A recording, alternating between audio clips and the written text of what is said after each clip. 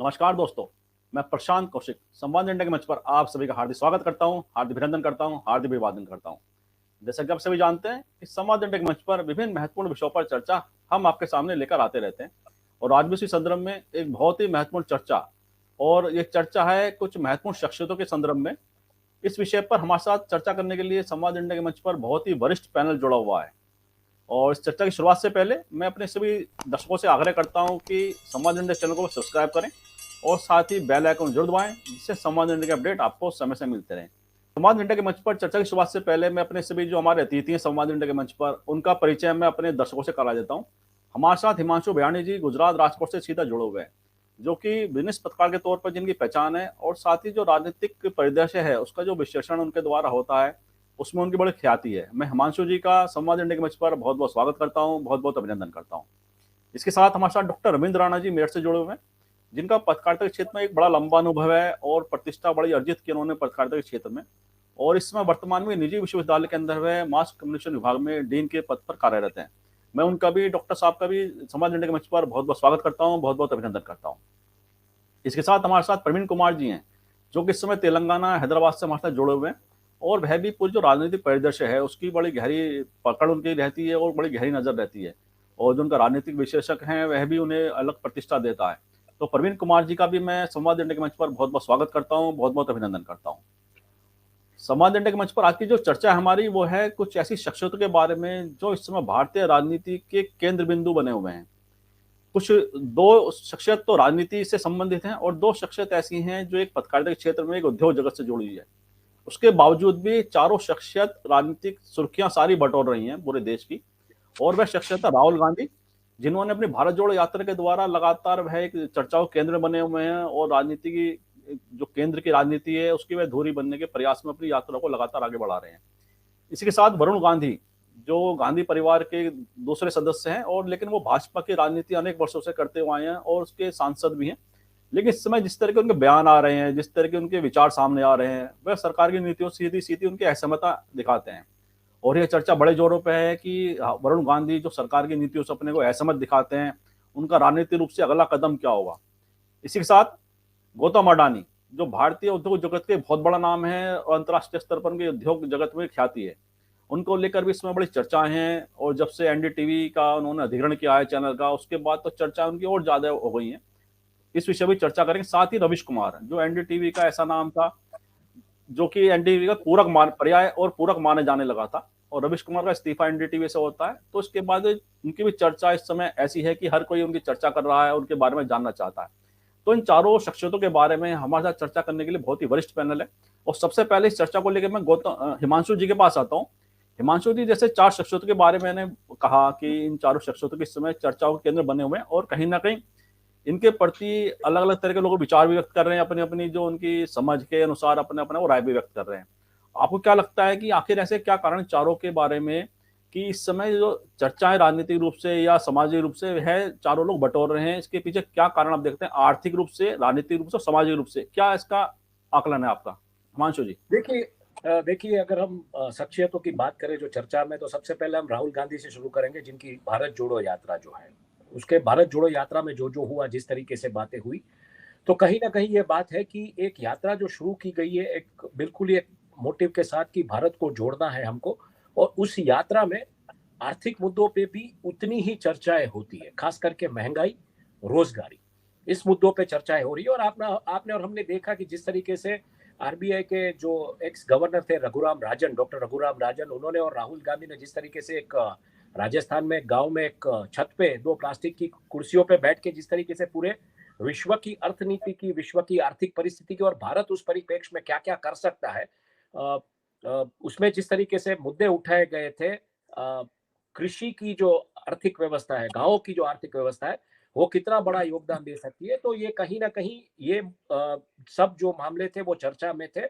और उसके बाद अगर आप देखेंगे सोशल मीडिया पे, तो डॉक्टर रघुराम राजन ट्रेंड हो रहे थे। तो ये चर्चा कहीं ना कहीं, भले राजनीतिक जिसको बोले यात्रा को राजनीतिक रूप दिया जा रहा हो, लेकिन चर्चा कहीं ना कहीं अंत में आके अर्थनीति पे अटक जाती है। दूसरी बात करेंगे हम रवीश कुमार के इंटरव्यूज की, तो रवीश कुमार के इंटरव्यूज में ज्यादातर यही बात आ रही है कि उन्होंने जिस तरीके से नौकरियों को लेके बातें की, रोजगारी को लेके बातें की, तो अल्टीमेटली वो बोलते हैं कि मेरे पेट पे लात पड़ गई है। तो वहां पे भी फिर से वो आर्थिक मुद्दा ही आ जाता है। मैं एक आर्थिक पत्रकार के तौर पे देखता हूँ।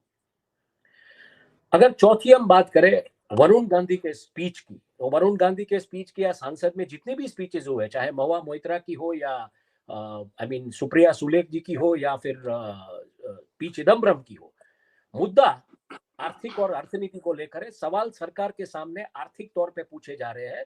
2+2=4, जिसमें पी चिदम्बरम ने तो बहुत क्लियरली बोल दिया कि आपने जब कॉर्पोरेट्स को इतना टैक्स में राहत दिया है तो इन्वेस्टमेंट क्यों नहीं आ रहा है, और आप जिस तरीके से इस ग्रोथ को ले जा रहे हैं वो कहीं ना कहीं कर्जा लेके आप ग्रोथ कर रहे हैं। मतलब 2014 में 50-55 लाख करोड़ का कर्जा था, आज कर्जा होके आ गया 155 लाख करोड़ पे। तो 100 लाख करोड़ का कर्जा आपने 9 साल में बढ़ा दिया, तो आप उस डेट को सर्विस कैसे करेंगे?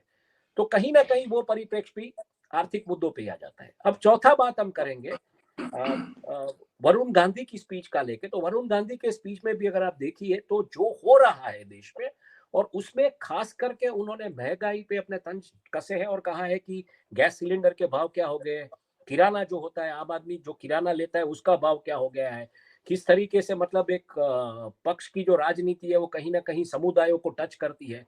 तो उसमें भी मुद्दा आर्थिक और अर्थनीति जो आपकी जेब को असर करता है वो था। और आखिर में हम बात करेंगे गौतम भाई ने जो इंटरव्यू दिया राजभाई चेंगप्पा को, वो जो इंटरव्यू था उसमें भी मुद्दे वही थे कि आप कैसे बढ़े, क्या हुआ, किस तरीके से। तो बात उसमें भी कहीं आई कि 30 साल में जो आर्थिक नीतियां हुई इस देश की, उस वजह से मेरी ये ग्रोथ हुई है। वो नीतियां चाहे वो राजीव गांधी की एग्जिम पॉलिसी को लेके हो, या गुजरात सरकार की केशुभाई की नीतियां हो, या नरसिम्हा राव की और डॉक्टर मनमोहन सिंह की जो 1993 की उदारीकरण की नीतियां, और पिछले 5 साल में जिस तरीके से इंडिया में जो पॉलिसीज बनी है।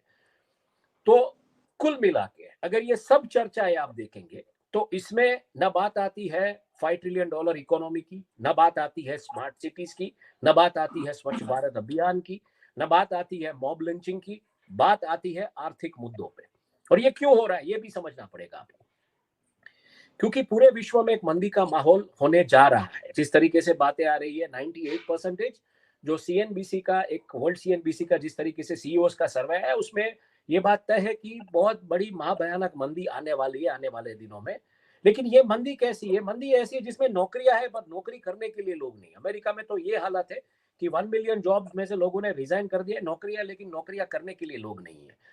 लेकिन इसका असर क्या होगा अगर भारत के परिप्रेक्ष्य में हम देखें? तो भारत के परिप्रेक्ष्य में भारत का जो वर्ल्ड ट्रेड है उसमें जो भारत का हिस्सा है वो 2% है। अगर मान लीजिए आप 5 साल में 100% ग्रोथ लाना चाहते हैं, उस 2% को 4% बना के ले जाना चाहते हैं, तो 4% की ग्रोथ के लिए जिस तरीके का इन्वेस्टमेंट आपको कोस्टल सेक्टर में करना पड़ेगा, पोर्ट शिपिंग लॉजिस्टिक्स में करना पड़ेगा, वो मतलब ये जो कर्जा लिया है उससे भी बड़ा कर्जा लेके आपको उस गति में जाना पड़ेगा। उतने कारखाने लाने पड़ेंगे, उतना इन्वेस्टमेंट लाना पड़ेगा, पूरे विश्व से लाना पड़ेगा अगर आप यहाँ पे उसको एक वैश्विक मैन्युफैक्चरिंग हब बनाना चाहते हैं तो। हालांकि कोरोना के समय में बहुत ही ये बात स्पष्ट हो गई कि देश का और ग्रामीण जो कृषि अर्थतंत्र था उसकी वजह से हम कोरोना काल झेल गए, हम जी गए, हमको खाना मिल सका। और आज जिस तरीके से 80 करोड़ लोगों को राशन दिया जाता है, तो कहीं ना कहीं ये ग्रोथ की जो वापस जो ग्रोथ मोमेंटम की बात है उसमें बहुत सारी अड़चने दिख रही है, पहली बात। दूसरी बात कि कैसे आप इस मंदी में अपने आप को मैनेज करेंगे, क्योंकि जब मंदी आएगी तो विश्व में डिमांड, वैसे इंडिया में देखिए इंडिया एक इनवर्ड इकोनॉमी है, लेकिन इनवर्ड इकोनॉमी में अगर आप डिमांड की बात करें तो डिमांड कम होती दिख रही है। अब कल परसों ही मैं द्वारका में था। द्वारका एक मतलब गुजरात द्वारका जो है वो एक धार्मिक यात्रा का स्थल है। एक वीकेंड एक्सटेंडेड हॉलीडे था यहाँ पे 31 दिसंबर को लेके, तो लोग आते थे, लोग आए हैं, लेकिन उतनी भीड़ नहीं थी क्योंकि कोरोना की जिस तरीके से बात आ रही है तो लोगों ने शायद जाना बोला कि नहीं जाना है हमको और ये पैसा बचा के रखे, क्योंकि अगर कोरोना आएगा फिर से या फिर से लॉकडाउन की परिस्थितियां होगी तो तब वो पैसा काम आएगा। तो ये जो डिमांड थोड़ी स्पाइक हुई थी वो वापस कोरोना के डर से थोड़ी कम होती दिखाई दे रही है भारत के परिप्रेक्ष्य में। और अगर उसमें आर्थिक तौर पे वैश्विक मंदी आती है तो विश्व में डिमांड कम होगी, तो आपका जो 2% वर्ल्ड इकोनॉमी में जो शेयर है एक्सपोर्ट आप जिस तरीके से करें उसमें भी कटौती आएगी। और करेंसी वॉलेटिलिटी तो है ही है, लेकिन इस मामले में सरकार की क्या तैयारियां है अगर आप देखने जाए तो ये जितनी भी परिचर्चाएं हुई उसमें कहीं ना कहीं सवाल या निशान आर्थिक नीतियों को लेके है, देश का अर्थतंत्र किस तरह किस दिशा में ले जाया जाएगा इसको लेके है। ज्यादातर अगर बड़ी बड़ी बातें अगर आप देखें तो यही है कि अगर मंदी आती है, इस तरीके का माहौल है जहां पे करेंसी वॉलेटिलिटी है, हालांकि तेल का भाव अपने ऊपरी चरम सीमा से $25 नीचे आ गया है, लेकिन कहीं पे फ्यूल प्राइसेस में हाई मतलब कटौती नहीं दिखाई दे रही और इन्फ्लेशन कहीं कटता हुआ नहीं दिखाई दे रहा, और उसके ऊपर इंडस्ट्रियल प्रोडक्शन का जो डेटा आया है वो भी मतलब गिरता हुआ दिखाई दे रहा है। तो ऐसे माहौल में सरकार की क्या तैयारी? और सबसे बड़ी बात मैं आपको बता दूं, अगर कंपैरिजन करें 2008-2009 की जो वैश्विक मंदी आई थी लेमन ब्रदर क्राइसिस को लेके, और इस बार जो मंदी आने वाली है, लेमन ब्रदर के क्राइसिस के टाइम पे लेमन जो मंदी आने वाली थी उसका एक white paper doctor Raghuram Rajan ने तैयार किया था, जिसके ऊपर डॉक्टर मनमोहन सिंह जो कि तब के प्रधानमंत्री थे, उन्होंने वो पेपर स्टडी किया और उन्होंने जो मतलब स्टेप्स लेने चाहिए, जो एक्शन लेने चाहिए वो उन्होंने किए थे, और मनरेगा की स्कीम और चाइना के साथ बायलैटरल ट्रेड और ये हम कंडीशन सस्टेन कर गए। 2008-2009 वाली जो लेमन ब्रदर की क्राइसिस थी वो, इस बार ऐसा कोई पेपर तैयार नहीं है, इस बार सरकार की तरफ से कोई इंडिकेशंस नहीं आ रहे। तो मुद्दा कहीं ना कहीं अगर इन 5 इंटरव्यूज में अगर देखेंगे तो मुझे दिखता है कि ठीक है, जो भी राजनीति धर्म की हो रही है या राष्ट्रवाद की हो रही है वो तो हो ही रही है, लेकिन आर्थिक मुद्दों पे राजनीतिज्ञों ने, राजनीतिक विश्लेषकों ने और राजनीति के जो पंडित है उन्होंने बात करना शुरू कर दिया। अगर आप गौर करें तो जिस दिन गुजरात के चुनाव के परिणाम आए तब जाके हमने बोला था कि 2024 की तैयारियां हो रही है, लेकिन सबसे बड़ी चुनौती आने वाले दिनों में आर्थिक मोर्चे पे है, और वो सरकार कैसे करेंगी, क्योंकि 14 महीने हैं 2024 के चुनाव को। तो मुझे लगता है ये मामला और तूल पकड़ेगा, और भी ऐसे बयान आएंगे, और आर्थिक मुद्दों पे सरकार को कुछ ठोस कदम लेने पड़ेंगे, जो हमें देखना पड़ेगा शायद इस बजट में किस तरीके की बातें आती है, क्या किस तरीके से उस में कदम लिए जाते हैं। तो प्रशांत जी, मेरा अगर आप मुझे एनालिसिस करने का बोलेंगे ये 5 लोगों के इंटरव्यूज का, तो कहीं ना कहीं मुझे दिखता है कि आर्थिक मुद्दा तूल पकड़ रहा है। जैसा आपने कहा कि आर्थिक मुद्दा तूल पकड़ रहा है, और आने वाले समय की जो आपने कहा कि आर्थिक चुनौतियां कहीं ना कहीं बढ़ सकती हैं, इसी को लेकर मैं डॉक्टर रविंद्र राणा जी के पास आता हूँ। हालांकि आप भटकाना चाहते हैं लव जिहाद के मुद्दों को लेके, कि आर्थिक मुद्दों पे डिबेट ना हो, चर्चा ना हो, शिक्षण नीति की आप बात करते हैं, पठान के उस रंग वाले गाने के ऊपर राजनीति हो रही है, ये सब हो रहा है, ऐसा नहीं हो रहा है, पर मुद्दा आखिर में यही पे आके अटकता है कि आर्थिक मोर्चे पे अगर सरकार आज 3 लाख करोड़ का कर्जा मांग रही है तो बजटेड रिक्वायरमेंट्स के ऊपर ये 3 लाख करोड़ की क्यों आपको जरूरत पड़ेगी, और आप कैसे इसको मैनेज करेंगे आने वाले दिनों में। तो मुद्दा बिल्कुल स्मोक स्क्रीन्स लग रहे हैं सब जगह से कहीं ना कहीं, लेकिन मुद्दा मुझे लगता है आर्थिक मुद्दों पे चर्चा बहुत दूर पकड़ रही है। बड़ी महत्वपूर्ण बात आपने उठाई कि आर्थिक मुद्दों पर चर्चा केंद्रित होनी चाहिए, क्योंकि आर्थिक जरूरतों को अगर आम आदमी पूरी होती है तो जब ही कुछ बात बनती है। और मैं इसी प्रश्न को लेकर डॉक्टर रविंद्र राणा जी के पास आता हूँ। राणा जी से आपने पूरी बात सुनी हिमांशु जी की, किस तरह से उन्होंने कहा कि जो राजनीतिक विषय तो है ही महत्वपूर्ण, लेकिन साथ में जो आर्थिक चर्चा है उस पर जो नीतियां फोकस सरकार का होना चाहिए वो बहुत आवश्यक है। और साथ ही जो राहुल गांधी के जो भारत जोड़ो बार बार प्रेस कॉन्फ्रेंस के माध्यम से या भाषण के माध्यम से जो बयान है तो भी आर्थिक नीति पर ही केंद्रित करते आते हैं। वरुण गांधी ने भी अपने भाषणों में उन नीतियों के बारे में चर्चा की है। साथ ही रवीश कुमार और गौतम अडानी तो नाम ही है उद्योग जगत का, उन्हें भी प्रेस कॉन्फ्रेंस करके अपनी बात रखनी पड़ी, गौतम अडानी को भी। इस परिप्रेक्ष्य में आपका क्या नजरिया, आप क्या सोचते हैं?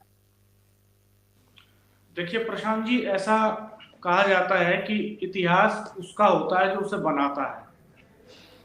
इतिहास में जो फैक्ट्स होते हैं, जो घटनाक्रम होते हैं, वो हर एक पक्ष में कुछ ना कुछ कहते हैं। एक ही फैक्ट को, एक ही तरह के तथ्यों को सामने रखकर आप किसी को सजा दिला सकते हैं, और उन्हीं तथ्यों को सामने रख करके आप किसी को राहत दिला सकते हैं। सवाल ये नहीं है कि इकोनॉमिक क्राइसिस है, सवाल ये है कि जो इकोनॉमिक क्राइसिस है और जो जनता को जो परेशानी है उसको भुनाने का काम कौन कर रहा है, उसको उठा कौन रहा है। अभी तक देश में जो चल रहा है उसमें विपक्षी पार्टियां जो हैं पूरी तरह से जनता की आवाज बनने में फेल साबित हुई हैं।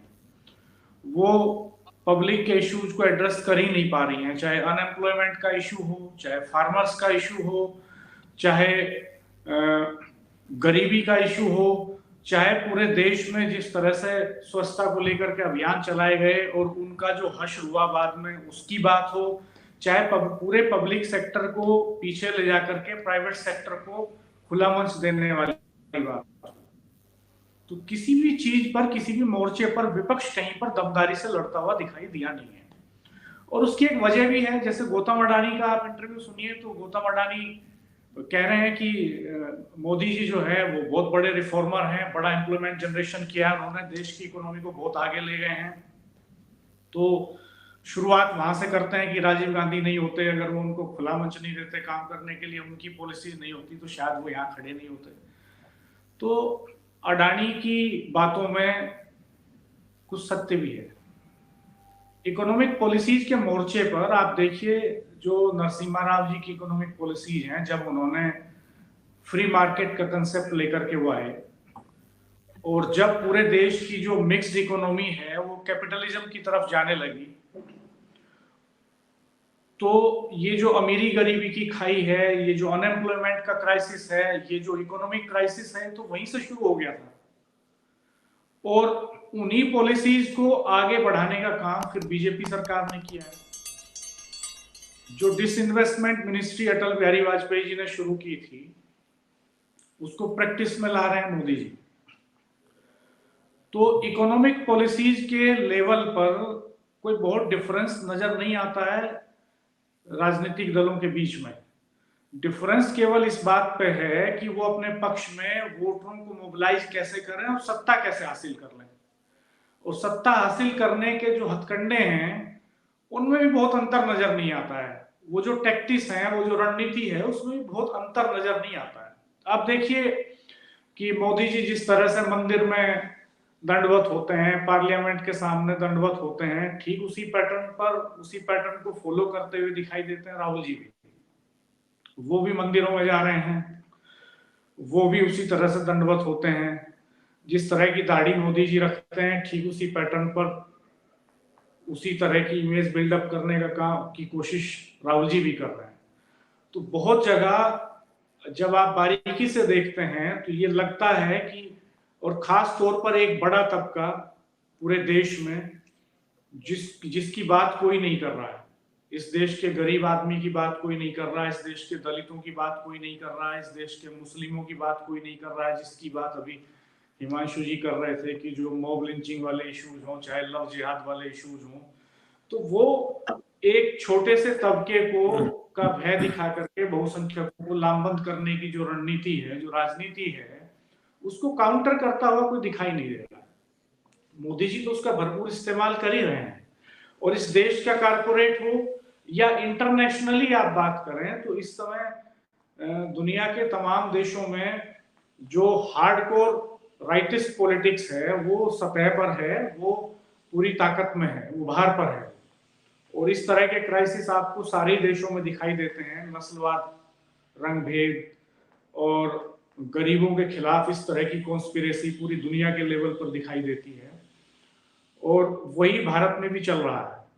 तो इस लेवल पर भारत का जो संकट है वो बड़ा इसलिए है कि यहाँ कोई नेता, कोई दल इन सब चीजों को एड्रेस करते हुए नजर नहीं आता है। और जहां तक बात है रघुराम राजन और राहुल जी के इंटरव्यू की, तो उसमें कई निराश करने वाली बातें भी हैं। सॉल्यूशंस के लेवल पर जब जाते हैं, जैसे भारत की जनता भी ये कहती है, भारत का जो आम आदमी है वो ये कहता है कि मोदी जी का विकल्प क्या है। वो कहता है कि साहब ये सब गलतियां तो हैं, बीजेपी ये सब गलतियां कर रही है, मोदी जी ये सब गलतियां कर रही हैं, लेकिन विकल्प क्या है। तो जब विकल्प की बात आती है तो आपको पॉलिसीज बतानी पड़ेंगी कि आपकी पॉलिसीज क्या होंगी। तो आपके पास क्या सॉल्यूशंस हैं, इन सॉल्यूशंस के साथ कोई खड़ा होता हुआ दिखाई नहीं देता है। कोई पार्टी आके ये नहीं बता रही है कि साहब ये सॉल्यूशंस हैं और हम यहाँ डिफरेंस पैदा करेंगे और हम देश को इस तरफ लेके जाएंगे, हमारे पास ये ब्लूप्रिंट है अनएम्प्लॉयमेंट के खिलाफ, हम किसानों की समस्याओं का ये सॉल्यूशन देंगे। मोदी जी ने दिया था ना सॉल्यूशन, जिस समय वो सत्ता में आए तो उन्होंने एक सपना दिखाया कि सबकी स्थिति बदलेगी, सबकी जेब में पैसा जाएगा, अनएम्प्लॉयमेंट खत्म होगा, रात में बेटियां सड़कों पे निकल सकेंगी और सुख शांति होगी, रामराज हो जाएगा।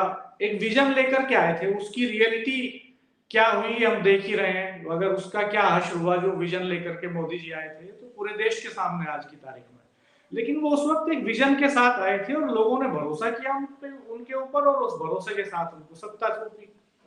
अब जो लोग काउंटर करके उनको रिप्लेस करना चाहेंगे, ये भरोसा तो उन्हें भी पैदा करना पड़ेगा ना, उनको एक विजन देना पड़ेगा देश को, एक विजन, उनका विजन डॉक्यूमेंट क्या है ये किसी को नहीं पता है, वो क्या कर रहे हैं इसको ग्रास रूट पे लाने के लिए किसी को नहीं पता है, तो इसलिए विकल्पहीनता की स्थिति बन गई है। रही बात वरुण गांधी और रवीश जी की, तो रवीश तो लगातार इस देश के वंचितों की, पिछड़े तबकों की वॉइस लगातार रेज कर ही रहे थे। बुद्धू बक्से पर, बुद्धू बक्साई सही नाम है उसका, जो पूरे देश को और दुनिया को बुद्धू बना रहा है।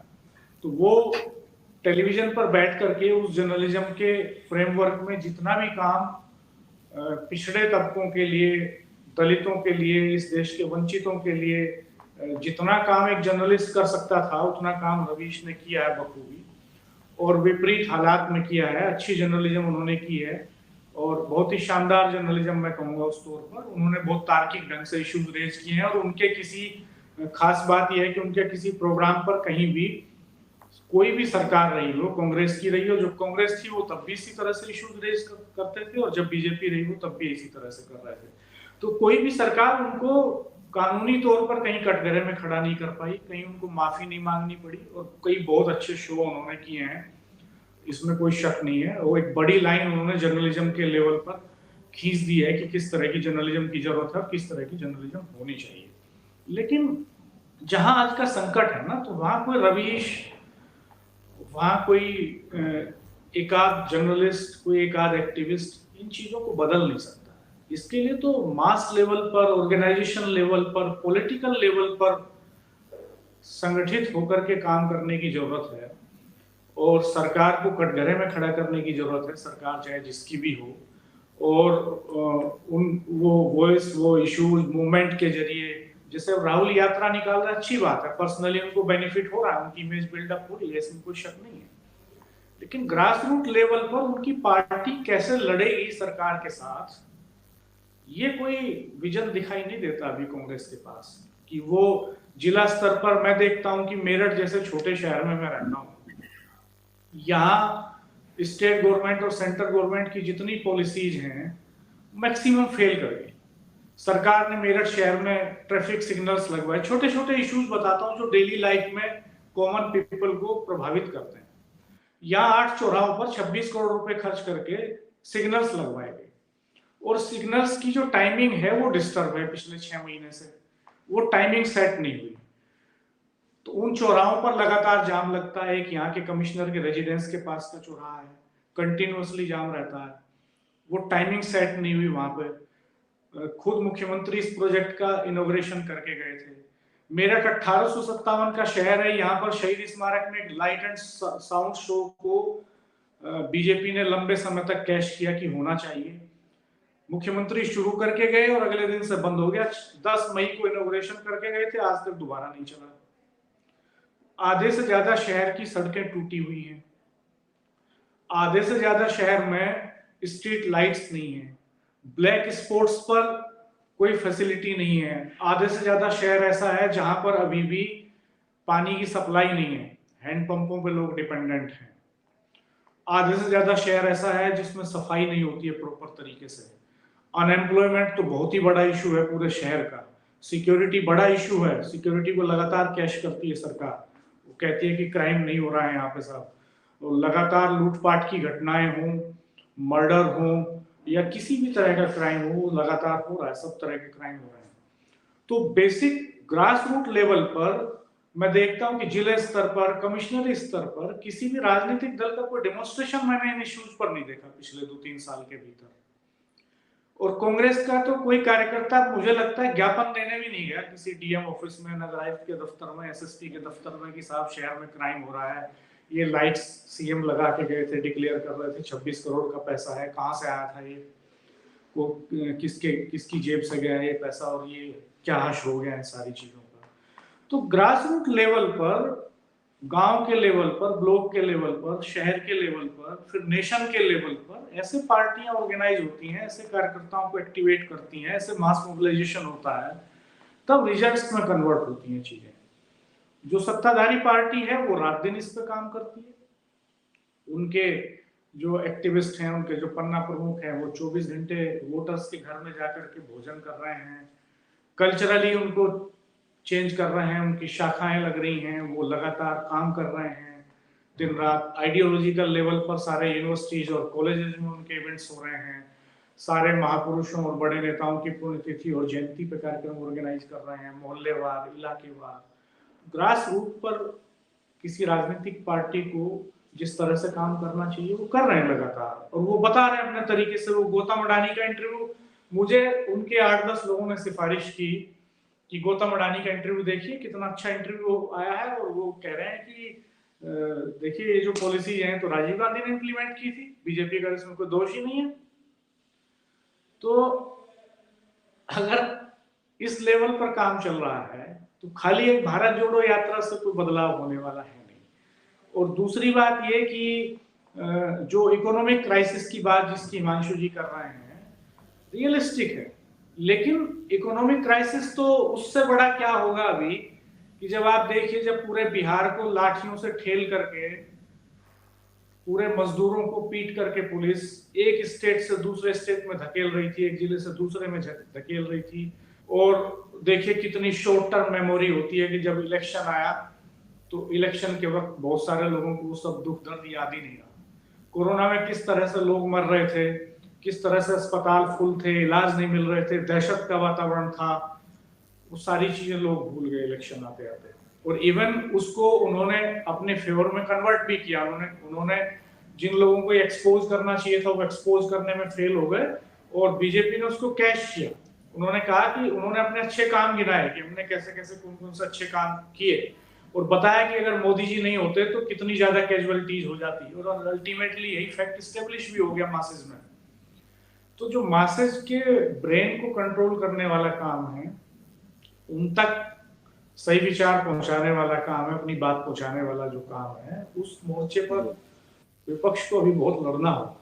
और ये जो आर्थिक संकट है ये नहीं दिख रहा अभी बहुत लोगों को देश में, और तब भी नहीं दिखेगा जब ये निकल के चला जाएगा, क्योंकि बताएगा कौन। अभी क्या आर्थिक संकट कम है कि पूरे देश में कितना अनएम्प्लॉयमेंट है, कितने लोग बेरोजगार घूम रहे हैं, लोग आत्महत्याएं कर रहे हैं, डिप्रेशन में जा रहे हैं। समाज में यूथ का एक बड़ा हिस्सा डिप्रेशन में चला गया है। सारे साइकेट्रिस्ट जो हैं और मनोरोग विशेषज्ञ हैं, उनके यहाँ टाइम नहीं मिलेगा। आप रैंडम चेक कीजिए, मैं कहता हूँ किसी भी शहर में कि हमको अपॉइंटमेंट लेना है किसी मनोचिकित्सक का, तो अगर आपको 4-6 घंटे की वेटिंग में भी टाइम मिल जाए तो बड़ी बात है। ये सिचुएशन है।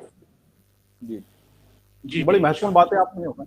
जी, बड़ी महत्वपूर्ण बातें आपने उठाई, और सभी विषयों पर लगभग आपने विचार व्यक्त किया कि किस तरह से जो विषय हैं, मुद्दे हैं, जनता के जो असली मुद्दे हैं, उन पर चर्चा करने से राजनीतिक दल कतराते हैं। और राजनीतिक संगठनों का जो काम होता है जनहित के मुद्दे उठाना, उसमें भी वह भी कहीं ना कहीं किनारा करते दिखाई देते हैं। और मैं इसी प्रश्न को लेकर प्रवीण जी के पास आता हूँ। प्रवीण जी, जैसे आपने सुना रविंद्र राणा जी को भी, हिमांशु जी को भी, चर्चा वही है कि आर्थिक मुद्दे जो जनता से जुड़े विषय हैं, जनहित के मुद्दे हैं, चाहे समस्या हैं, उसे राजनीतिक दल उतना नहीं उठा पाते हैं जितना उठाना चाहिए, और जो आम आदमी को सीधे सीधे प्रभावित करते हैं। साथ ही वही बात आती है कि जैसे राहुल गांधी की भारत जोड़ो यात्रा चल रही है, उसमें वो लगातार मुद्दे उठा रहे हैं, लेकिन क्या जनता उन मुद्दों के अनुसार मतलब उन्हें सुनने को तैयार है? क्या आप सोचते हैं वरुण गांधी जो मुद्दे उठा रहे हैं, और वरुण गांधी का अगला राजनीतिक कदम क्या हो सकता है, जैसे वो बातें कर रहे हैं इस समय जो दिखाई दे रहा है? और गौतम अडानी का भी प्रश्न मैं आपसे पूछूंगा भी कि गौतम अडानी का जो इंटरव्यू में ऐसी क्या आवश्यकता पड़ेगी, गौतम अडानी को अपना इंटरव्यू देकर अपनी बातें सामने रखनी पड़ी, ऐसी क्या आवश्यकता पड़ी? आप क्या समझते हैं इस बारे में, प्रवीण कुमार जी? जी, मैं हिमांशु जी की बात सुनी, रविंद्र राणा जी की भी बात मैंने सुनी। मैं थोड़े इसको व्यवहारिक तरीके से समझाना चाहूंगा, और इसको दो पहलू, दो मतलब इसको पार्ट में मैं बताना चाहूंगा। पहला है कि आपने 4 नाम लिए हैं, रवीश कुमार, वरुण गांधी, राहुल गांधी और गौतम अडानी। मैं जो देख पा रहा हूं उसमें 4 में से एक नाम राहुल गांधी को अलग कर दीजिए, तो ये जो 3 नाम है, वरुण गांधी, गौतम अडानी और रवीश कुमार, आज की तारीख में तीनों के तीनों अपनी बचाने में लगे हैं, उनको किसी और की फिक्र नहीं है। ये तीनों लोग अपनी अपनी बचाने में लगे हुए हैं। सबसे पहले बात कर लेते हैं हम गौतम अडानी की। गौतम अडानी को क्या जरूरत पड़ी कि आज उनको इंटरव्यू देना पड़ा? वो इंटरव्यू में इस बात को साबित करने की कोशिश कर रहे हैं, जिसको कोई नहीं उठा रहा इस मुद्दे को, सिर्फ जो इंटरव्यू का वो ये है कि हमारी तो पैदाइश राजीव गांधी की के कार्यकाल से है। मतलब वो मोदी के काल में हमने ठीक है तरक्की की, लेकिन जब मैं पैदा हुआ हूं, मैं खड़ा हुआ हूं, वो राजीव गांधी का कार्यकाल था।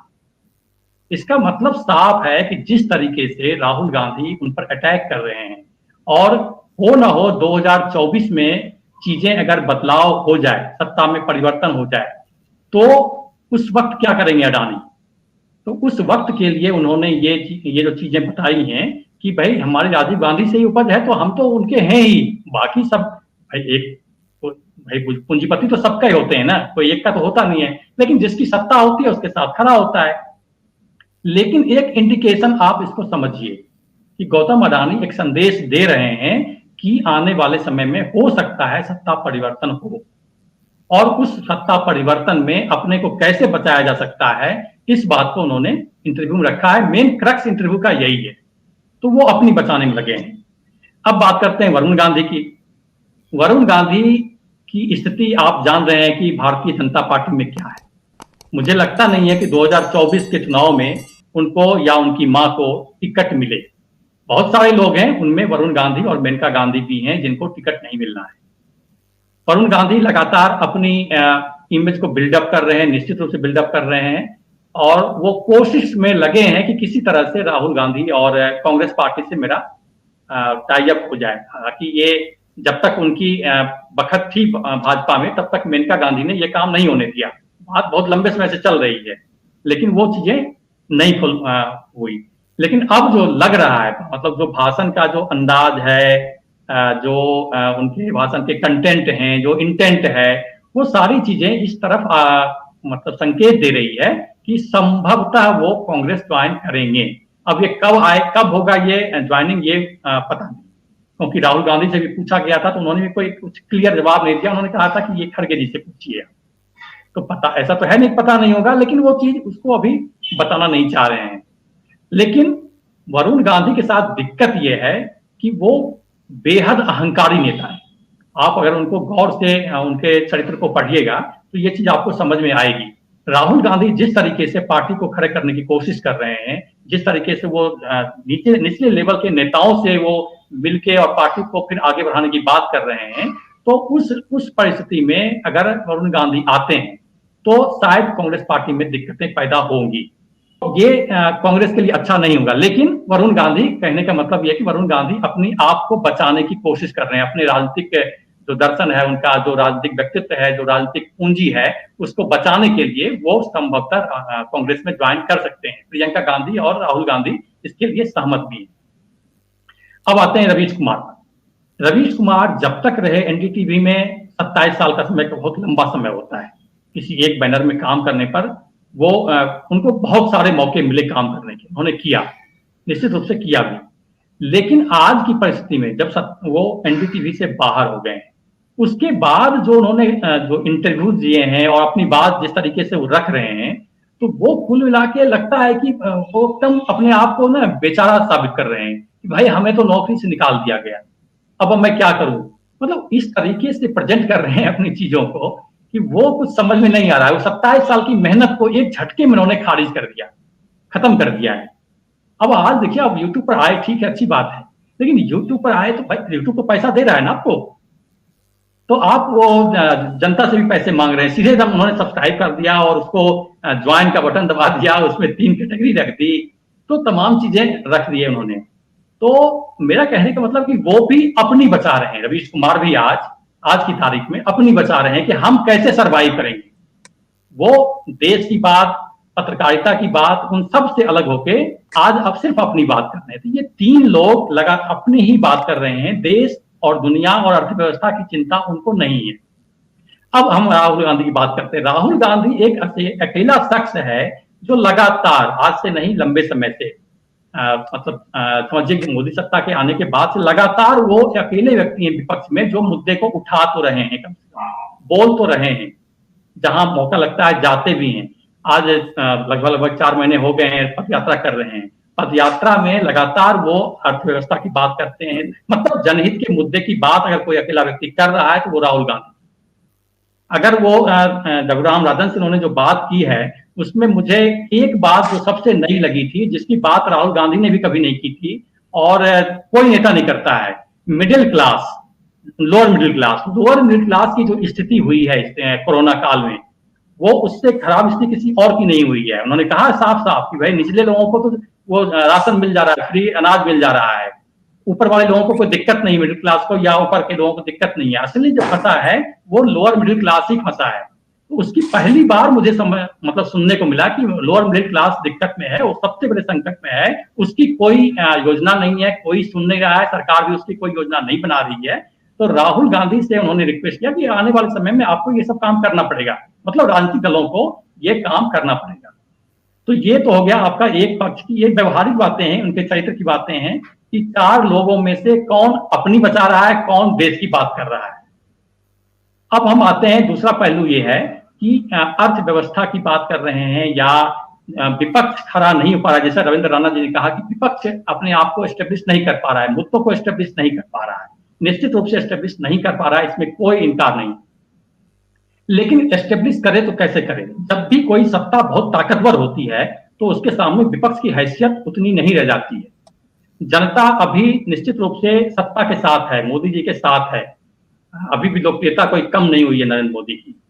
लेकिन वो जो ताकत है ना, उस ताकत के सामने विपक्षी दलों की जो ताकत है वो बहुत ही कम हो गई है। आप याद करिए इंदिरा गांधी के समय का काल, नेहरू के समय का काल याद करिए, उस समय भी कोई विपक्ष नहीं था। जिस तरह से आज विपक्षी हैसियत हो गई, उसमें वही यही स्थिति थी। तो उस समय भी किस तरह से जनता चुनाव लड़ी, जनता ने इंदिरा गांधी को बेदखल किया। तो उस वही परिस्थिति अब होगी कि जनता चुनाव लड़ेगी, जनता ही मतलब चुनाव लड़के और इनको शिकस्त देगी। और मतलब विपक्ष एक मोहरा है, विपक्ष एक बहाना है, विपक्ष एक माध्यम है, लेकिन चुनाव जनता को ही लड़ना पड़ेगा, जनता को ही ये चीज समझनी पड़ेगी। बहुत हद तक हिमाचल के चुनाव में देखने को मिला कि कोई कहता है कांग्रेस जीत गई, तो ये बात गलत है। जनता, कांग्रेस चुनाव नहीं जीती है और वहां कोई विकल्प नहीं है कांग्रेस के अलावा। तो देश में जब विकल्प किसी और पार्टी का तो है नहीं कांग्रेस के अलावा, पैन इंडिया की बात करें तो कांग्रेस के अलावा कोई विकल्प नहीं है। तो एक गठबंधन की मतलब राजनीतिक दलों का एक गठबंधन बनेगा और जनता उसको एक मौका देगी।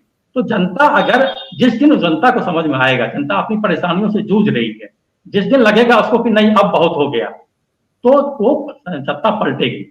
विपक्ष मतलब ठीक है, विपक्ष वो खड़ा हो जाएगा उसके आगे, उसमें राहुल गांधी होंगे या अखिलेश यादव होंगे, तेजस्वी यादव होंगे, नीतीश कुमार होंगे, ये तमाम लोगों का जो एक गुट होगा जो एक सेम लाइक जो आइडियोलॉजी है, तो वो सब सत्ता में आएंगे। लेकिन वही वाली बात है कि ये बात अपनी कोई मतलब जो देश की बात है, जन मुद्दे की बात है, वो अकेला अभी की तारीख में सिर्फ राहुल गांधी कर रहे हैं, बाकी और कोई नहीं कर रहा है। जी जी, आपने बड़ा अहम मुद्दा उठाया कि लोअर मिडिल क्लास जो है उसकी बात जो होनी चाहिए वह कहीं दिखाई नहीं देती है, सुनाई नहीं देती है। और इसी प्रश्न को लेकर मैं हिमांशु जी के पास आता हूँ कि हिमांशु जी अर्थव्यवस्था से सीधा जुड़े हुए हैं, अर्थव्यवस्था के समाचारों को कवर करते रहे हैं, उन नीतियों को जानते हैं अर्थव्यवस्था की। हिमांशु जी, जो प्रवीण जी ने बात उठाई कि लोअर मिडिल क्लास, और देश में बड़ी संख्या है लोअर मिडिल क्लास की, इनकी बातचीत कोई करता दिखाई नहीं देता, इनके मुद्दे कोई उठाता दिखाई नहीं देता। आपका क्या नजरिया? और जो प्रवीण जी ने बात की कि चारों व्यक्तियों की बात करें तो केवल एक राहुल गांधी दिखाई देते हैं जो देश की बात कर रहे दिखाई देते हैं, और तीनों अपनी अपनी बात कहने में ही अपनी पूरी जो एनर्जी लगा रहे हैं। आपका क्या आकलन है Himanshu ji? Mic mic mic.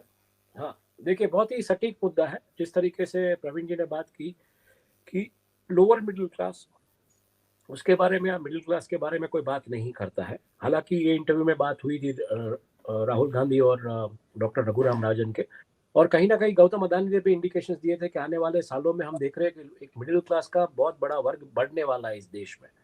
तो आप नीतियां देखिए, किस तरीके की नीति आ रही है। आप न्यू एजुकेशन पॉलिसी को देखिए, उसमें जिस तरीके से टाइमलाइन बढ़ गई है, तो कहीं ना कहीं मिडिल क्लास वो पैसा स्पेंड करेगा एजुकेशन लेने में, 2 साल 3 साल जो बढ़ा है उसमें, और उसके बाद नौकरियां कहाँ है। सबसे बड़ा स्पष्ट संकेत अगर देखने जाए तो ये है। दूसरा अगर देखिए तो मिडिल क्लास के साथ क्या हो रहा है या पॉलिसीज किस तरीके की बन रही है, ये भी आप सोचने लायक है। हर एक गैजेट्स जो है, आपके मोबाइल फोन है या आपका टेलीविजन है या आपका कंप्यूटर है या आपका फ्रिज है, उसके ऊपर अभी एक्सपायरी डेट आने वाली है। मतलब आप एक फोर्स्ड कंजम्पशन में ले जाएंगे मिडिल क्लास को, कि आपके घर का पावर का बिल अगर कुछ ज्यादा आ रहा है तो चेकिंग आएगी, बोले कि इतने इतने डिवाइसेस है वो आउट ऑफ डेट हो गए, उनकी एक्सपायरी डेट आ गई है, निकाल दीजिए, और फोर्स कंजम्पशन आएगा, क्योंकि डिमांड नहीं है, समझ लीजिए। जिस तरीके से अर्थव्यवस्था के साथ जो खिलवाड़ हुआ है उसमें डिमांड नहीं है, तो आपको वो डिमांड आपको कैसे पैदा करनी है? तो जो आपका कानून लाए कि 15 साल पुराने व्हीकल्स आप स्क्रैप कर देंगे, वैसी ही चीज इसमें आ रही है। तीसरी तरफ आप देखिए लॉ एनफोर्समेंट की जिस तरीके से बातें आती है, खास करके अगर आप मान लीजिए कि रोड पे जा रहे हैं, आपका द्विचक्री वाहन या दो पहिया वाहन आपका कहीं लाइन पे खड़ा है, आगे किसी एम्बुलेंस को जगह देता है, तो आपके घर 1000-1500 का जो फाइन का रिसिप्ट है वो आ जाएगा कैमरा में कैच करके। तो हर जगह से मिडिल क्लास मतलब दबा हुआ है और उसके लिए कोई बात नहीं हो रही है, बिल्कुल सही बात है। और पॉलिसीज भी कहीं ना कहीं, बॉटम क्लास जो है उसको तो आप दे देंगे, 80 करोड़ लोगों को आपने अनाज दे दिया, टॉप वालों को प्रॉब्लम है क्योंकि उनके आंकड़े पे आप बात करते हैं कि इतनी थार बिकी और इतनी मर्सिडीज बेंज बिकी और इतने स्कूटर बिके। लेकिन मिडिल क्लास जिस तरीके से वो रोज नौकरी पे जाता है, ये पब्लिक ट्रांसपोर्ट में धक्के खाते हुए, सब जगह पे कहीं ना कहीं मतलब कंस्ट्रक्शन बन रहे हैं पूरे शहर में, इंफ्रा का जो काम हो रहा है, तो वो जो पेट्रोल जला रहा है, लाइन में खड़ा है, लीवर मारे जा रहा है, धीरे धीरे आगे बढ़ जाए, तो पेट्रोल जो जला रहा है वो भी मतलब रूटीन कोर्स में जो जला रहा है उससे ज्यादा जला रहा है, दुगना तिगुना पेट्रोल जला रहा है ऊंची कीमत का, उसमें से तो टैक्स मिल रहा है आपको, तो इसके ऊपर कोई मतलब रियाया नहीं है मिडिल क्लास को। तो ये सबसे बड़ा मिडिल क्लास क्या, मिडिल क्लास आप देखे जाएंगे तो कंसोर्शियम नहीं है टैक्स पेइंग लोगों का, it is more a consumer spending consortium. तो वो कंज्यूमर स्पेंडिंग जो है उसके ऊपर और ज्यादा स्पेंडिंग का हो जाएगा, ऐसा देखा जा रहा है। इसके ऊपर बिल्कुल कोई सटीक पॉलिसीज या मिडिल क्लास को किसी तरीके की राहत हो, ऐसी बातें कहीं नहीं आती है। जो आम आदमी की अगर हम बात करें तो यही चीज है। अगर आर्थिक संकट आने वाले दिनों में बड़ा होने जा रहा है तो नौकरियां तो मिडिल क्लास वालों की ही जाएगी। तो उसके लिए सरकार क्या सोच रही है, उसके लिए क्या होने वाला है? उल्टा आपने तो क्या कर दिया, नई एजुकेशन पॉलिसी आ जाएगी, 6 साल से नीचे अगर एक का भी बच्चा है तो उसको आप एडमिशन नहीं देने वाला, तो उसका तो 1 साल वेस्ट हो गया। तो आप सोच लीजिए कि ऐसे सिचुएशन में आप क्या करेंगे, मिडिल क्लास कैसे सस्टेन करेगा, कैसे रहेगा इस देश में? तो ज्यादातर लोग जो मतलब अपना एक पैसा बना सके हैं या कुछ कर रहे हैं, उनको कहीं बाहर जाना है, तो आप देखेंगे ज्यादातर लोग मिडिल क्लास के बच्चे भी आजकल फॉरेन चले जाते हैं। क्यों? क्योंकि वहां पे आप 3-4 साल पढ़ाई करके नौकरी कर लेंगे, आपको पीआर मिल जाएगा, तो धीरे धीरे पूरा फैमिली शिफ्ट हो जाता है। तो भारत में एक समय ऐसा था कि मिडिल क्लास में से कोई एक बच्चा निकल गया और मतलब तरक्की कर गया तो पूरा का पूरा परिवार वो उसके उस दिशा में वो बढ़ जाता था आगे। तो आज ये हालात है कि कोई ब्रेन ड्रेन करके चला जाएगा फॉरेन में पढ़ने और वहां पे मान लीजिए कि थोड़ा बहुत पैसा बना लेगा तो वो पूरा परिवार को ले जाएगा यहाँ से। तो ये हो रहा है और उसमें बचेगा क्या फिर? 80 करोड़ लोग जो आपके आई मीन जिसको बोले राशन पे पड़े हैं, वो थोड़ा बहुत मिडिल क्लास, और बाकी का जो है वो टॉप क्लास, जिसको आप पूरा सब कुछ बेचे जा रहे हैं। आप मतलब रेलवे स्टेशन भी बेचे जा रहे हैं, एयरपोर्ट भी बेचे जा रहे हैं, सब कुछ पूरा का पूरा देश का जो इंफ्रास्ट्रक्चर बना है पिछले 17 सालों में कॉमन कंजम्पशन के लिए, वो आप दे रहे हैं और उसके ऊपर एक पैसा लग रहा है, उसके ऊपर से पैसा कलेक्ट होता है, उसके ऊपर से टैक्स कलेक्ट होता है, वो पब्लिक वो मतलब गवर्नमेंट को जा रहा है। तो गवर्नमेंट आने वाले दिनों में जो बात आ रही है वर्ल्ड इकोनॉमिक फोरम में और new order of the world में, जिस तरीके से plutocracy within the democracy, तो plutocracy within the democracy क्या है? जहां पे आप 10-15 फैमिलीज को पूरा का पूरा देश दे देंगे। जितना भी गवर्नमेंट ने इंफ्रास्ट्रक्चर खड़ा किया है, चाहे रेलवे प्लेटफॉर्म्स हो, रेलवे प्लेटफॉर्म की टिकट क्या हुआ करती थी 2014 से पहले? 2 रुपया, 5 रुपया, बढ़ा के कहा 50 रुपए तक ले गए, बाद में 30 रुपए तक लेके आए। तो रेलवे प्लेटफॉर्म क्या है? 10 लोग अगर जा रहे हैं परिवार में से कहीं फैमिली का यात्रा पे या कुछ भी, तो चार लोग जा रहे हैं तो 10 लोग छोड़ने जाते थे स्टेशन पे, और चाय पानी पियेंगे वहां पे, पानी की बोतल लेंगे। तो ये कंजम्पशन, ये इनवर्ड इकोनॉमी, इंडिया की इनवर्ड इकोनॉमी। इंडिया कोई वर्ल्ड ट्रेड सेंटर में अपना हिस्सा नहीं, लेकिन मिडिल क्लास के लिए कोई पॉलिसीज नहीं है। और जो इंडिया खड़ा हुआ है वो मिडिल क्लास और लोअर मिडिल क्लास की वजह से हुआ है। ऊपर वाला तो राज कर रहा है, ऊपर वाला जो बैठा है या जो न्यू रिच क्लास है वो लोगों को नौकरियां दे रहा है, लेकिन वो नौकरी आज अगर आप बड़ी बड़ी इमारतें देखेंगे तो वो खड़ी कौन करता है? मिडिल क्लास वाले जो इंजीनियर्स होते हैं, मिडिल क्लास के जो कॉन्ट्रैक्टर्स होते हैं या लोअर क्लास के जो मजदूर होते हैं, वो खड़ी करते हैं। लेकिन उनके पास आज रहने के लिए घर नहीं है। के मॉडल का ये ग्रोथ हो रहा है जिसमें पैसे वाला बहुत ही पैसे वाला बनता जा रहा है और जो गरीब है वो बहुत ही गरीब होता जा रहा है। इसमें मिडिल क्लास कहीं नहीं है, ये बिल्कुल वैक्यूम वाली जगह है। तो मिडिल क्लास के लिए पॉलिसीज होनी चाहिए बिल्कुल। और मिडिल क्लास ऐसा है, अगर मान लीजिए सिग्नल पे पुलिस ने रोक लिया तो वो अपना सेटिंग करके निकलने की कोशिश करेगा, वो लफड़े में नहीं पड़ेगा। तो इसी वजह से मिडिल क्लास एक एक्टिविज्म नहीं कर पा रहा है। मिडिल क्लास के पास वो वक्त नहीं है जो पॉलिटिकल एक्टिविज्म कर सके, और इसके लिए उनके पास उनके लिए कोई पॉलिसीज नहीं है। बहुत सीधी सी बात है, मिडिल क्लास कब जाके एक्टिविज्म करेगा? झंडा लेके कहाँ बैठेगा किसी मतलब अगर मान लीजिए कि कोई धरना हो रहा है, कुछ हो रहा है, तो कहाँ जाके बैठेगा? तो यही चीजें हैं कि मिडिल क्लास के लिए कोई पॉलिसीज नहीं। बहुत सही बात की प्रवीण कुमार जी ने, मिडिल क्लास के लिए कोई पॉलिसीज नहीं, और मिडिल क्लास इसमें सबसे ज्यादा पिस रहा है, ये हकीकत है। और मिडिल क्लास ही सबसे बड़ी वोट बैंक, जिसको आप धर्म का जुनून, धर्म का अफीम चटा दीजिए या राष्ट्रवाद का अफीम चटा दीजिए, वो चलता रहेगा, क्योंकि उनको पता ही नहीं है क्या हो रहा है उनके आसपास। स्मोक स्क्रीन इतने लगा दिए गए, उनको पता ही नहीं है उनकी जेब में किस तरीके से सेंट डाली जा रही है। रोजाना हर एक पॉलिसी के जरिए, हर एक तरीके से रोज की रोज कहीं ना कहीं वो उसको चपेट लगी रही। जी जी, बहुत ही महत्वपूर्ण बात आपने उठाई है। और जिस तरह से आपने बताया कि लोअर मिडिल क्लास और मिडिल क्लास के लिए जो परेशानी का कारण आर्थिक नीतियां कहीं ना कहीं उनके लिए दिक्कतें पैदा कर रही हैं, तो उनके जो रोजमर्रा का संकट है, आर्थिक खर्चा, रसोई का खर्चा है, वह इसी वजह से डबल हो चुका है, 3 गुना हो चुका है। तो रविंद्र राणा जी के पास आता हूँ। और डॉक्टर साहब, जैसे आपने सुना हिमांशु जी की बातों को, और उन्होंने बड़े स्पष्ट रूप से काफ़ी सारी चीज़ें बताई कि जो नीतियाँ हैं, सरकारी नीतियाँ, जैसे उन्होंने बताया कि जो 15 साल की जो नीति है, वाहन नीति की, 15 साल बाद वो आपको बदलना पड़ेगा। तो ऐसी जब जो सारी नीतियाँ बन रही हैं, ये आप किस परिप्रेक्ष्य में देखते हैं? आपका क्या नजरिया है? शायद कनेक्टिविटी में दिक्कत आ रही है शायद उनके। तो मैं परवीन जी के पास आता हूँ इसी सवाल को लेकर। परवीन जी, जैसे आपने हिमांशु जी की बातों को सुना और आपकी बातों से सहमति जताते हुए उन्होंने काफी सारी बातें कही आर्थिक नीतियों के बारे में, और एक जो आम मध्यम वर्गीय परिवार है, जो लोअर मिडिल क्लास है, जैसे आपने बात उठाई थी, उसी को रेखांकित करते हुए ना बहुत सारी बातें कही। आपका क्या आकलन है इस संदर्भ में? आप क्या समझते हैं, आप क्या सोचते हैं परवीन जी?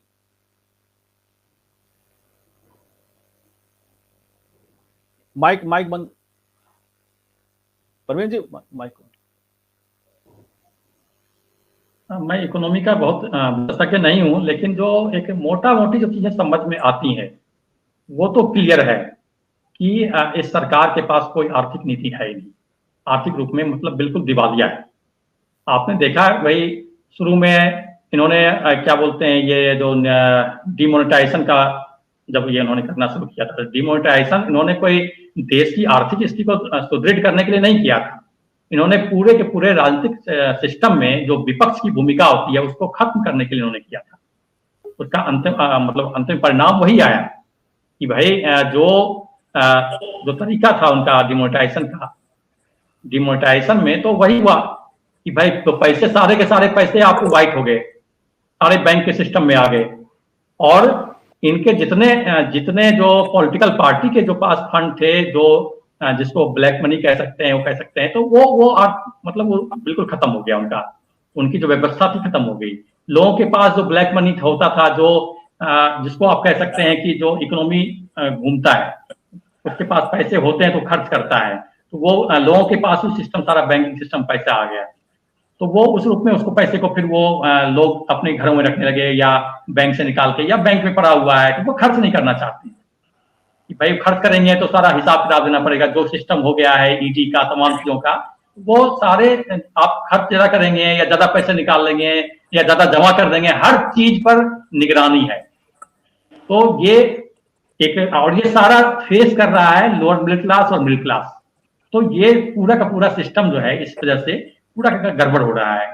तो वो डिमोनेटाइजेशन हो गया।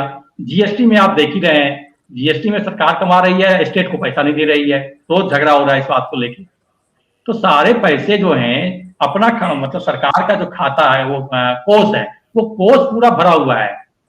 पेट्रोल डीजल से जितने टैक्स के थ्रू पैसे आ रहे हैं, वो सारे पैसे से सरकार बिल्कुल अमीर बन गई है।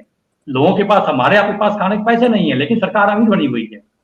इंफ्रास्ट्रक्चर में आप पैसा खर्च नहीं कर रहे हैं। आप ये बता रहे हैं कि एनएचएआई के पास पैसा नहीं है। नितिन गडकरी अब अपने प्रोजेक्ट को कैसे चलाएंगे वो उनको समझ में नहीं आ रहा है।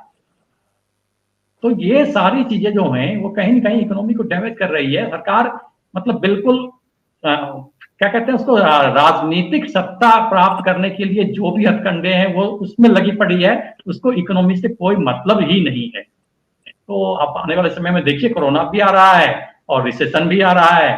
अब कैसे होगा मतलब एक बहुत ऑड सिचुएशन पैदा होने वाला है देश के सामने। जी, चुनौती आपने बात कही कि भविष्य की चुनौतियां निश्चित रूप से बढ़ सकती हैं, आर्थिक हाँ चुनौतियां, और उससे एक आम मध्यम वर्ग के परिवार के लिए सामने चुनौती और बढ़ जाएगी, जैसा एक चर्चा में निकल के आ रहा है। तो कार्यक्रम में अंतिम पड़ाव में हम आते हैं और डॉक्टर रविंद्र राणा जी के पास में आता हूँ। डॉक्टर साहब, जैसे आपने सुना कि हिमांशु जी ने बड़े स्पष्ट रूप से और प्रवीण जी ने बड़े स्पष्ट रूप से लोअर मिडिल क्लास की बात की, और लोअर मिडिल क्लास की जो चुनौतियां, आर्थिक चुनौतियां हैं, वह लगातार, जैसे महंगाई बढ़ रही है, बेरोजगारी बढ़ रही है, तो चुनौतियां लगातार बढ़ रही हैं। तो कार्यक्रम के अंतिम पड़ाव में पूरी तो चर्चा का आकलन आप किस तरह से देखते हैं, और पूरी जो जो महत्वपूर्ण विषय उठाए हैं, जो उद्योगपतियों की जो नीतियां हैं, उनके लिए जो सरकार की नीतियां हैं, या आम आदमी के लिए जो नीतियां हैं, उसको आप किस परिप्रेक्ष्य में अपने स्तर से आकलन करते हैं, आप क्या समझते हैं? देखिए, इसमें मेरी कोई असहमति नहीं है। हिमांशु जी ने और प्रवीण जी ने जिस तरीके से इकोनॉमिक पॉलिसीज का, उनके इम्पैक्ट का एनालिसिस किया है, वो रियलिटी है। लेकिन मेरा सवाल सबसे बड़ा ये है, मेरी चिंता का विषय ये है कि जो इकोनॉमिक क्राइसिस है, इसके जरिए इसको एक राजनीतिक टूल के तौर पर इस्तेमाल कौन करेगा। जैसे मैं इससे पूरी तरह सहमत हूँ कि अब वो परिस्थितियां हैं कि जनता, दिक्कत क्या है कि इस समय की जो विपक्षी पार्टियां हैं, वो सब इसी इंतजार में बैठी हैं कि जनता को इतना परेशान कर दे सरकार कि जनता खुद से इन्हें बदल दे। लेकिन अब वो परिस्थितियां नहीं है, वो समय चला गया। और इतिहास में भी आप पीछे जाकर के देखेंगे तो ऐसा खुद कभी नहीं होता है। आप देखिए कि जो इंदिरा जी की बात कर रहे थे प्रवीण जी, तो उस समय जो बदलाव हुआ वो बिना नेताओं के नहीं हुआ। आज देखिए विपक्ष के नेता उस समय कितनी मेहनत कर रहे थे। उस समय जो यूथ का अनएम्प्लॉयमेंट का जो क्राइसिस था, शायद नेटवर्क की कनेक्टिविटी में दिक्कत है, क्योंकि डॉक्टर राणा जी जहाँ बैठे हैं वहाँ पे एक में संस्थान में जैमर लगा हुआ है, और उस वजह से वो कई बार वहाँ दिक्कतें आ जाती हैं कनेक्टिविटी की। चर्चा जो है हमारी बिल्कुल सार्थक एक आयाम लेती जा रही है चर्चा, और जिस तरह से जो आर्थिक मुद्दों की बात निकल के आई है, वह यह दर्शाते कि आर्थिक चुनौती तो आम आदमी के लिए बढ़ी रही है, साथ ही सरकार के सामने भी एक बड़ी चुनौती है आर्थिक नीतियों को लेकर, कि वह किस तरह से आम आदमी की जरूरतों के हिसाब से उन नीतियों को अमल में लाए और उसको बनाए। क्योंकि हम देख रहे हैं कि सरकार लगातार 80 करोड़ जनता के लिए जो अनाज है राशन की दुकानों के द्वारा वह उन्हें उपलब्ध करा रही है। तो ये कोई ऐसा नहीं होता कि अगर माने इस चीज को हम कि लगातार सरकार 80 करोड़ लोगों को अन्न उपलब्ध कराने की दिशा में आगे बढ़ रही है, तो यह कहीं ना कहीं सरकार की चुनौती भी बढ़ा रही है आर्थिक रूप से। कहीं ना कहीं ये प्रश्न चिन्ह उन नीतियों पे है कि वो आम आदमी की लाभकारी नीतियां हैं या नहीं है। तो संक्षेप में मैं नहीं, ये तो साफ है ना प्रशांत जी कि ये तो चुनावी हथकंडा है। चुनाव जीतने के हथकंडे हैं 80 करोड़ लोगों को अनाज देने का। ये तो आप देख ही रहे हैं कि 1 साल के लिए बढ़ाया है। 1 साल में 9 स्टेट का चुनाव होने वाला है, उसके बाद 6 महीना और बढ़ा देंगे, लोकसभा भी निकल जाएगा। तो ये तो पूरा टूल हो गया ना, पॉलिटिकल टूल हो गया है। विपक्ष के पास, राणा जी अभी कह रहे थे, विपक्ष के पास तो कोई टूल है ही नहीं, आप कैसे करेंगे भाई? जी जी नहीं, इसी को मैं संक्षेप में आखिरी में टिप्पणी चाहूंगा हिमांशु जी की, चर्चा को विराम देंगे कि हिमांशु जी 80 करोड़ जनता को लगातार अनाज देने की बात है, तो ये सरकार की जो आर्थिक नीतियां हैं आम आदमी के प्रति वो लाभकारी नहीं है, इसी का परिणाम है। मतलब क्या चुनौती आप देखते हैं इस विषय पे? अन्न उपलब्ध हो रहा है, ठीक है, एक जरूरतमंद को लोगों को अनाज मिल रहा है, ठीक बात है, लेकिन कहीं ना कहीं सरकार की जो आर्थिक नीतियां उस पर प्रश्न चिन्ह लगाता ही है कि आम आदमी जो 80 करोड़ जनता एक बहुत बड़ी संख्या है किसी भी देश की, और हम माने 130-40 करोड़ हमारी अगर जनसंख्या है, 140 करोड़ भी माने तो 60 करोड़ लोगों के अलावा 80 करोड़ लोगों को अन्न उपलब्ध हो रहा है, मुफ्त में दिया जा रहा है। तो ये बड़े सवाल तो उठाता ही है कहीं ना कहीं। आप क्या सोचते हैं हिमांशु जी इस बारे में? देखिए, बहुत ही स्पष्ट बात है। अगर आप 80 करोड़ लोगों को मुफ्त में अनाज मुहैया करा रहे हैं, तो जो विकास और प्रगति के जो दावे वो कहाँ पे है? पहली बात, मतलब आप ये कहना चाहते हैं कि पहले लोग भूखे सो जाते, हमने लोगों को खाना दिया, ऐसा है? तो ऐसा नहीं है। लोग पहले भी अपना रोजगार काम धंधा करके अपने तरीके से अपना खाना खोज लेते, लेकिन आजकल रोजगार काम धंधा मंदा है। तो आप बोल रहे हैं कि ठीक है, हम अनाज दे देंगे। दूसरी तरफ आप बोल रहे हैं कि विकास और प्रगति हुई, तो विकास और प्रगति हुई तो किसने की है? क्योंकि नौकरियां तो है नहीं। अगर नौकरियां नहीं है तो विकास और प्रगति किसने की? किस आयाम पे आप विकास और प्रगति के जो मापदंड है उसको आप डिसाइड करते हैं? और अगर मान लीजिए कि विकास और प्रगति हुई है तो नौकरियां क्यों नहीं है? तो ये बहुत ही सीधा पहले मुर्गी या पहले अंडे वाली बात हो जाती है कि नौकरियां नहीं है तो विकास और प्रगति किसने की, और अगर विकास और प्रगति है तो नौकरियां क्यों नहीं है, रोजगार क्यों नहीं है, और आपको 80 करोड़ लोगों को अनाज मुफ्त में राशन क्यों देना पड़ रहा है? तो ये सब चीजें ऐसे है, ये सब मुद्दे ऐसे हैं कि इसके ऊपर सरकार ही बात कर पाएगी, इसके अलावा कोई बात नहीं कर पाएगा। लेकिन जैसे मैंने कहा कि बहुत सारे स्मोक स्क्रीन है, जिस तरीके से संसद में प्रश्न पूछे जा रहे हैं वो कहीं ना कहीं इस दिशा में ले जा रहे हैं कि आर्थिक तौर पे सरकार को 3 लाख करोड़ की क्यों जरूरत पड़ गई बजटेड रिक्वायरमेंट से ऊपर, जबकि आपका टैक्स कलेक्शन भी बढ़िया रहा है। जीएसटी का टैक्स कलेक्शन अगर आप देखेंगे 2021-22 का और 2022-23 का तो बढ़िया रहा है, रिकॉर्ड ब्रेकिंग आंकड़े आए हैं। तो फिर आपको ये 3 लाख करोड़, मतलब आपको मान लीजिए कि आपकी सैलरी जो है वो 1 लाख रुपया है, तो उसके ऊपर आपको फिर से मतलब एक बजटेड रिक्वायरमेंट जो है, एक आप बोल रहे हैं कि 1 ट्रिलियन की इकोनॉमी हमने पिछले 5 सालों में ऐड की है, तो उसके ऊपर 3 लाख करोड़, मतलब उसके ऊपर वापस आपको 3,000 रुपया क्यों चाहिए? तो ये बहुत ही मतलब सवाल ऐसा है जहां पे सरकार के पास कोई जवाब नहीं है। हालांकि सरकार ऑयल बॉन्ड्स के 1 लाख करोड़ के ऑयल बॉन्ड्स को लेके बहुत ही बातें कर रही है, लेकिन 100 लाख करोड़ का कर्जा जो आज देश पे है एडिशनल, मतलब कुल मिला के 155 लाख करोड़ का कर्जा, तो अगर आप एवरेज देखने जाएंगे तो हर एक भारतीय के ऊपर करीबन 1 लाख से ज्यादा रुपए का कर्जा है, फिर वो चाहे छोटा बच्चा ही क्यों ना हो, तो उसके ऊपर भी 1 लाख रुपए से ज्यादा कर्जा है आज देश में। वो आप सर्विस कैसे करेंगे उस डेट को, इसके बारे में कोई बात नहीं है। तो कहीं ना कहीं मुझे लगता है आने वाले दिनों में, जैसे एक औरंगजेब करके एक फिल्म आई थी जिसमें ऋषि कपूर ने करप्ट कॉप की भूमिका निभाई थी, और वो बोलते हैं, डायलॉग बहुत अच्छा बोलते हैं कि आने वाले दिनों में इस देश को 2 ही ताकतें चलाएंगी, या जिनके पास बेशुमार पैसा होगा, या जिनके पास बेशुमार दौलत होगी, या जिनके पास बेशुमार ताकत होगी, यानी कि पॉलिटिक्स एंड कॉर्पोरेट्स। तो मुझे लगता है प्रशांत जी कि कोई मेन स्ट्रीम मीडिया या कोई बिजनेस मीडिया भी इस मुद्दों पे बातचीत नहीं कर रहा है, तो कहीं ना कहीं वीक में एक ऐसा शो कीजिए जिसमें प्रजा को एटलीस्ट पता चले कि कंपनियां क्या कर रही है, पॉलिसीज किस तरीके की बन रही है, और जुडिशरी में खास करके क्या हरकतें हो रही है। तो एक नॉर्मल अपडेट जैसा एक शो कीजिए जिसके ऊपर चर्चा हो, जिसमें लोगों को पता चले। हालांकि हमारी जो सोसाइटी जो है वो सोसाइटी ऑफ डिबेट नहीं है, पर अगर आप ऐसी चर्चाएं करेंगे तो प्रजा को एटलीस्ट इतना एक डायरेक्शन मिलेगा कि आज अगर हम 10 रुपया कमा रहे हैं तो आने वाले दिनों में, अगले सालों में हमको 100 रुपया कमाना है। तो उस दिशा में आप कैसे लोगों को स्किल डेवलपमेंट के जरिए ले जाएंगे, तो उसमें कहीं ना कहीं पॉलिसीज आ रही है, लोग क्या कर सके। आज देखिए हालात क्या हो गए। पत्रकारिता एक ऐसा व्यवसाय था जिसमें पत्रकार अपना काम करते थे, अपनी स्टोरीज करते थे और महीने की अपनी सैलरी ले लेते थे। आजकल मैं देख रहा हूँ पत्रकार, इंडिपेंडेंट पत्रकार जो भी है, जिस तरीके से काम कर रहे हैं, तो कहीं ना कहीं वो 3-4 काम कर रहे हैं।